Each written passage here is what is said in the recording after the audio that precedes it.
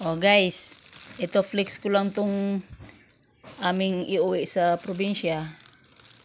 Oh, bumili na kami dito kasi medyo mababa ang presyo compare doon sa probinsya. Ito.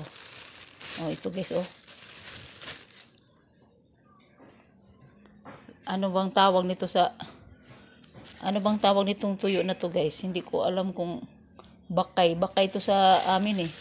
Sa Bohol. Bohol sa Bisaya. Ang tawag namin ito bakay. Oh, ayan oh. Tapos ito putput. Oh, putput.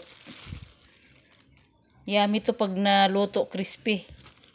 Oh, crispy ang pagkaluto nito, yummy. Ito naman dilis. Oh, tingnan nyo guys, oh, dilis. At ito ang pusit. Ibang klaseng pusit to guys kasi patulis. Yung pusit sa binibinta sa Cebu, malapad siya. Ito patulis.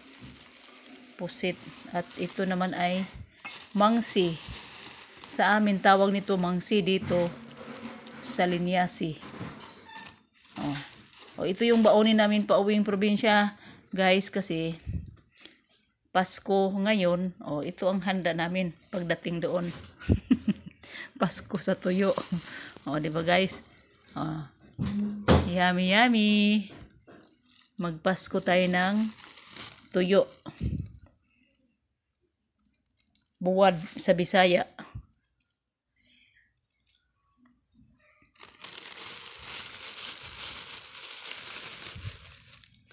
Oh, ayan na nga guys.